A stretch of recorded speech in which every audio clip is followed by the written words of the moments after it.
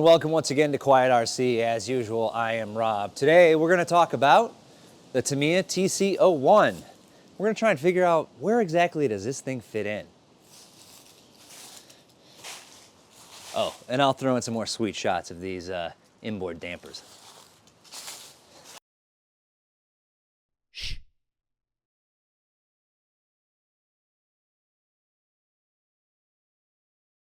You guys ready to get into this TC-01 build? Let's check it out. Obviously, with all Tamiya kits, you start with bag A. And for some reason, usually on page 4. Starting with this one, right off the bat, what I was actually going to do is replace all of the Phillips head or the JIS screws that came with the kit with stainless steel hex hardware that I have on hand. What's interesting and what kind of feeds into this thought that I keep having, which is where does this thing belong? And I kind of come back to the idea of somewhere in the middle of the Tamiya range. It doesn't come with hex hardware, but it doesn't come with like the full-on self-tapping screws that like a TT-02 or 01 kit come with. It's kind of this in-between where it's still the Phillips head JIS, but at the same time, it's kind of a machined screw. So with that, I figured the hex hardware that I have on hand will be perfect because it's that kind of tighter machine screw thread. One of the first things that you're going to do is, as you're kind of getting everything all organized, and throughout this kit there are a ton of ball ends and ball connectors and things that clip onto metal balls and da-da-da and everything like that. And they're very similar, some of them. So be sure that you are doing a good job of organizing ahead of time to make sure that you're grabbing the correct size ball ends as you build this. You're going to be starting to build out the suspension. There's a lot of pivot balls that you're going to put in here, and all of the arms are very similar. So you're going to put in total 4 in the back and 4 in the front, and they are very tight. That was my experience. So get a good set of pliers or channel locks to help you squeeze those in. Don't worry that it doesn't seem like it's fitting, because it's just very tight. Early on, my nemesis, which is having the radio gear actually ready for the install as you're building the kit, I always seem to forget, but this time I was more or less prepared. As with a lot of kits, it'll tell you, hey, this is how you have to line up the servo saver.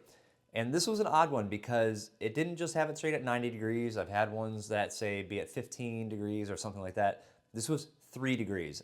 I don't know who's gonna actually sit there and measure that. As you can see visually, I got pretty close and I figured I could just trim out the rest, which is exactly what happened. Because of the design of this monocoque tub chassis, you are very early on getting those electronics kind of deep within that actual chassis. Now, as you're building it, it will tell you that you're going to use this kind of triangular shaped piece that looks like it's kind of a legacy transponder mount. Obviously, now these MyLaps transponders are much smaller, but some places certainly do have kind of the traditional larger transponders, and that's where this would mount. If you are going to use a larger ESC or a larger receiver, they do kind of give you an option to do a different type of mounting. Now, I had on hand the Hobbywing 1060s that come with a lot of Tamiya kits, so I was able to use that, and that's relatively small. And because I'm using my FlySky transmitter, they have the kind of antenna-less small receiver, so that's what I was using in this build. If you flip to the back of the manual, it'll actually show you an option if you're going to use electrics that won't fit all the way down in this tub. Really quick side note, you definitely do have to use a low-profile servo. So there's a whole kind of different way that you're going to assemble the mounting points or the mounting places for the electrics. And actually, I'm going to throw the video to the original voiceover I did as I was building it, because I think I did a good job of explaining it at the moment that I was actually building it. Going to do my best to explain step number 9 here, which is putting in the servo, and step number 10, putting in the rest of the electrics. It makes a little note here that says you may need to use B10 and B11 if you're using a ESC and receiver that are larger. Doesn't really go into much detail beyond that. Doesn't really talk about what B5 is for. If you go all the way to the back of the manual here, there is a thing here that says RC equipment, and it says when installing the larger ESC. You're going to take out B5 and you're going to do this whole thing with B10. That's actually going to slot onto these little pieces here. You actually flip this over, this little arm, and then you put on this. It says, quote, when using a touring car body. And so it just gives you a little platform to put this stuff on, but you're actually going to remove that triangle piece, that B5. The kit comes with almost all bearings that you need. There's a couple of bushings. These ended up being bushings for the steering rack that's in there. However, because I was going to be using the racing one, I ended up not even needing the spare bearings that I had were the correct size to replace those bushings. I just want to say real quick, be sure to hit that like button, hit that subscribe. We just hit 1,000 subscribers, which is really cool. It was a goal that I had for a while, probably 3 or 4 months behind when I wanted to hit it, but still pretty happy with that. So please keep joining us on this journey. As with some other parts in this kit, and I mentioned the very similar sized ball ends, there's, in this step here, there's some very similar sized shafts that are going to be used for, I believe it's a center shaft, and there's a 8mm silver one and a 9mm black one. So that's how you can kind of tell the difference. But if you go in and measure them with calipers, you will see that they are spot on 8 and 9mm. So just be aware of that as you're building it. Because my local track has a class that they just recently introduced, in between me ordering this kit and actually getting around to building it, they call it a brushed touring car class, and the main requirements that they outline are obviously a brushed motor, but has to be a tub chassis and shaft-driven four-wheel drive. This was clearly aimed at people who wanted to use TT-02 and 01s, but this is a shaft-driven four-wheel drive and not a belt. And because the monocoque is a tub, it's a tub. So I actually will be able to use this in the brush touring car class. For that brush touring class, I am using the Tamiya Sport Tuned motor. And I just have a little side here. Do love the illustration for the Sport Tuned motor box, and a lot of the illustrations I've mentioned before. I do love the illustrations for a lot of the box art, even especially the old touring car kits that Tamiya had. But also even the motor boxes that come are usually kind of illustrated to some point, and I really like that. For my build, I am skipping the gear cover just because I'm going to be driving it inside on carpet and don't need to have that covered up for any kind of protection. I'm not going to be worried about rocks kicking up there or something like that. As I mentioned repeatedly, ball ends. There's ball ends everywhere, okay? So obviously a lot of the steering linkage, the suspension linkage, the inboard suspension, each inboard kind of rocker arm uses 2 each, plus there's ball ends that hold on both the top and the bottom of all the suspension arms. So there's just a ton of ball ends. And especially when you're doing metal to metal, use Loctite.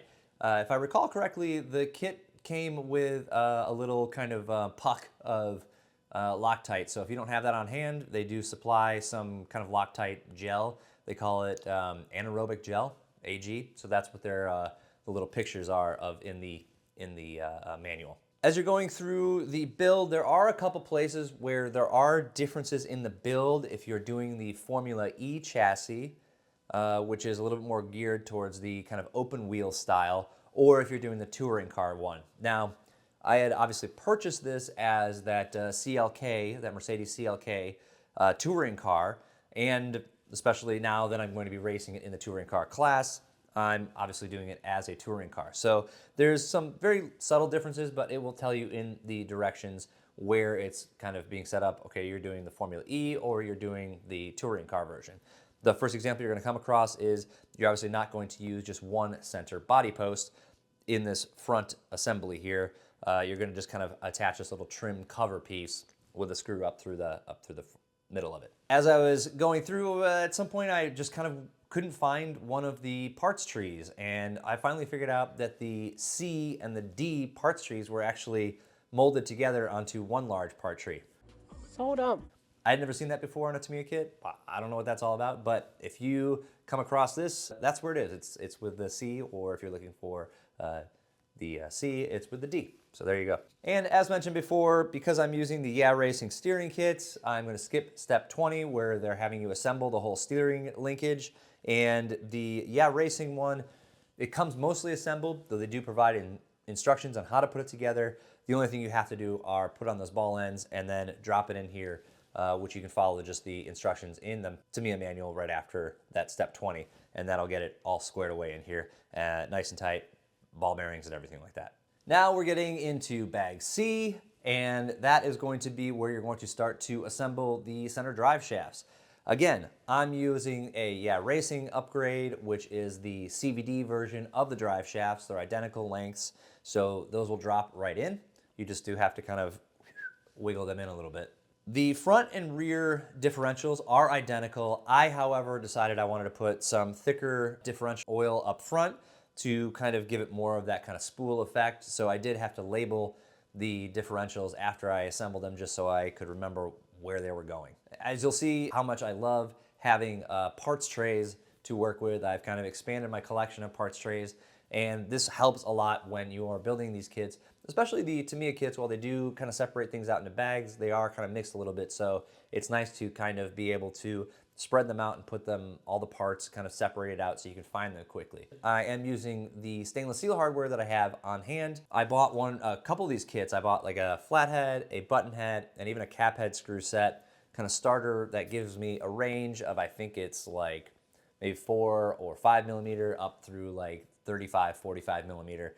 And obviously I'm going to use a lot less with the 45 millimeter, use more of the 8 millimeter length ones. So then you can just kind of replenish them by the actual size that you run low on. I would highly recommend having those on hand, if for no other reason than as you go through and maybe you lose a screw, you have something on hand all the time. Okay, now we're breaking into bag D. One of the first things that I'm going to do in bag D is going to be the front drive shafts, or the out drives if you will. In my previous video, I did decide to just right away go with the double cardan drive shafts. Now, what these allow for is they have the same kind of effect as CVDs, but they do allow for that full range of steering without any binding. So they're really consistent in that way. When I was doing my XV02 upgrades and changing that front drive shaft to the double cardan, because there was no explicit double cardan set for the XV02, I had to kind of assemble all the parts individually. And one thing that I missed out on was you need to use a 3 millimeter thick bearing when you switch over to that double cardan up front in the wheel hub. Now, because this double cardan upgrade or hop-up set is actually specifically for the TC-01, it comes with that bearing, so you don't need to worry about getting it, but do make sure that when you are assembling the drive shafts and putting them into the car and into the hub, you are remembering that those outer bearings are those slightly narrower 3 millimeter thick ones. Moving on to starting to actually assemble the front suspension and rear suspension. The manual is explicit in saying that you have to put in these little kind of tie rod links first, and then you put on the upper suspension arm. Otherwise, you won't be able to get those clipped on there to complete that kind of inboard suspension. The top of the suspension arms at the outside here have these little kind of covers that go over the top of the screws. Now, I'm not 100% sure on the reason for that. Maybe dirt, but again, I don't know. That's a weird thing.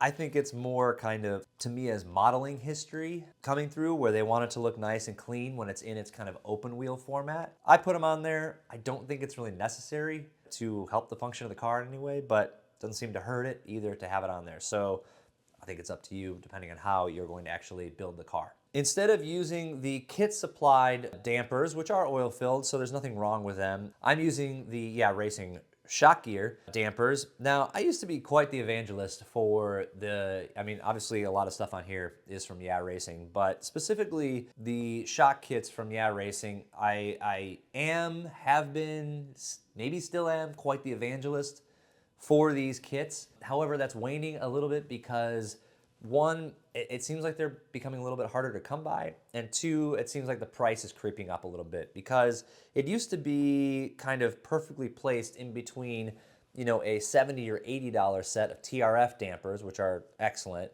and just the kit supplied either friction or plastic ones. These would kind of end up somewhere in the middle at about $30, $35. But now I kind of see them creeping up into the $40, $45 range, which kind of prices them out of being really a good deal. However, I did have these on hand. Because of the way the inboard shock system is set up, you actually have to have a longer shock shaft. What's nice is the Tamiya shock shafts that are included with the kit do fit perfectly. They're exactly the same outside diameter as the original shock gear shafts, so I was able to just use the kit supplied shock shafts in the Yeah Racing dampers because you do have to have it a little bit longer to clear all of the actual suspension arms. One of the other upgrades that I did is these Tamiya, I believe they're a TRF, but Tamiya aluminum damper extenders is what they call them.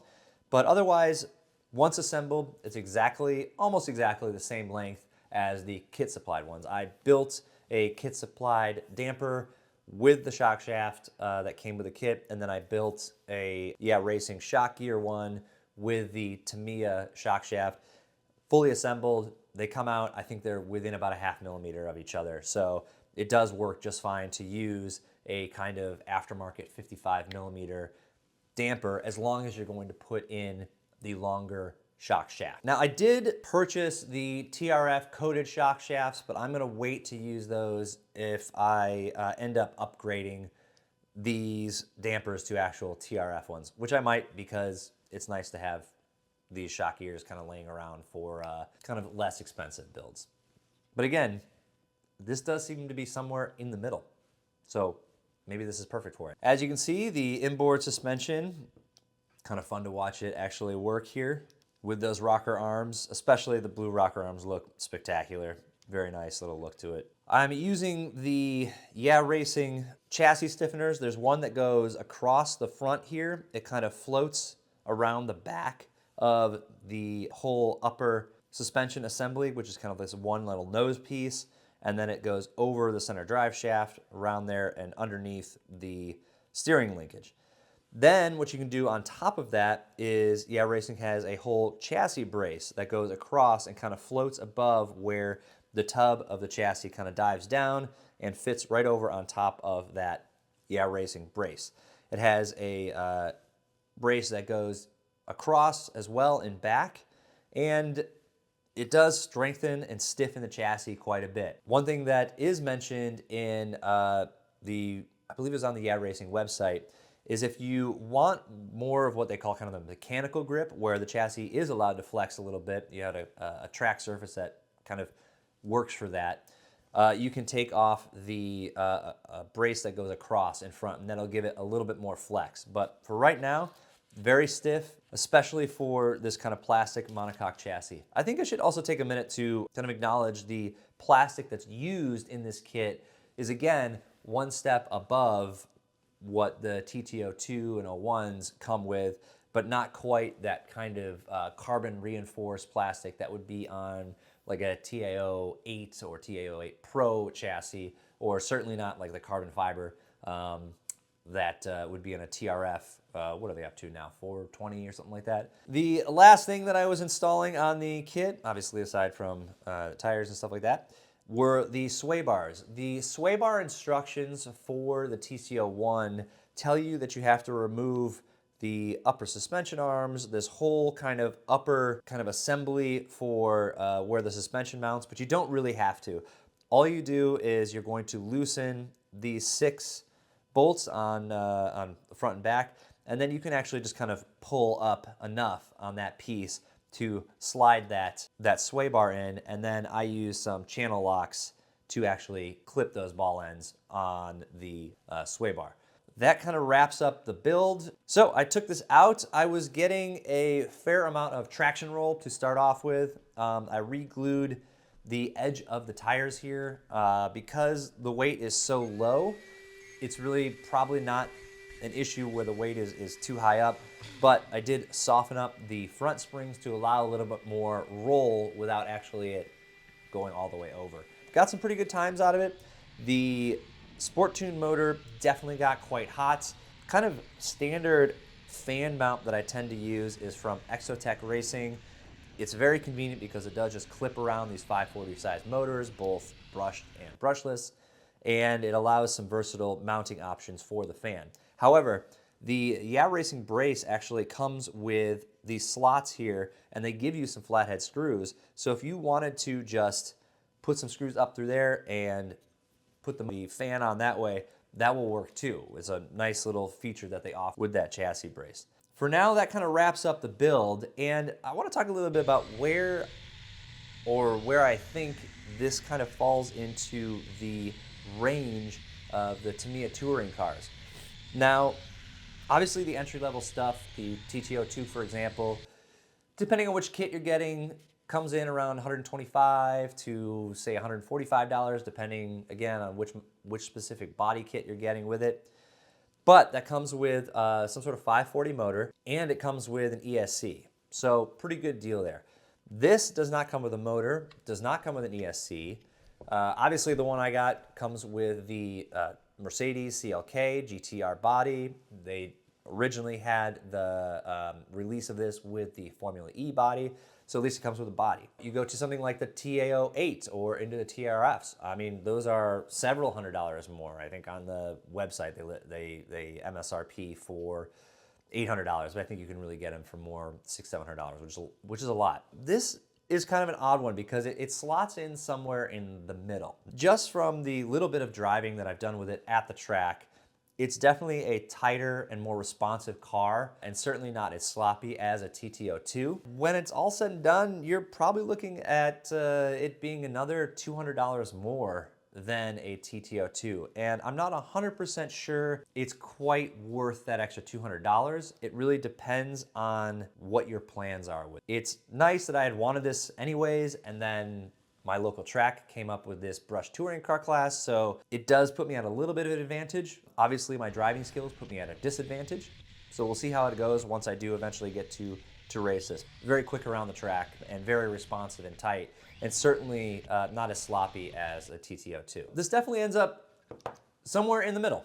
It was a great build, loved it. So, you know, always love the quirky stuff. It's quirks. Your quirk is quirks. That Tamiya puts out. They really kind of do love going off on their own path. The inboard suspension thing was not really something that I think they did since the first version of the TA-05. When they did the version 2 of the TA-05, they kind of abandoned that and went for more traditional upright shocks. Other than maybe a few one-offs here and there, certainly with the touring car class, they haven't done this inboard thing. So it'll be interesting to see what other iterations of this TC-01 chassis they end up doing. I don't know if there'll be another generation that'll be a TC-02. It's interesting to see how Tamiya has their generations, their chassis codes. You know, we're seeing some introduction of some new chassis with the BBX being a BB01. They just recently came out with that Supra, that's the BT-01. This is the TC-01. The first kit that it came out with was back in, I believe, August of 2020. So they really hadn't released another car on this chassis. I wasn't sure if this was kind of another abandoned kind of chassis line, but we'll see where they end up with it. But for right now, I'm pretty excited to run it. So remember to hit that like and subscribe button, and we'll see you again on the next one, and we'll talk RC again later. Thank you. I am going to be, I was going, oh God, okay. I'm going to be, come on, I am using it. All right. I'm using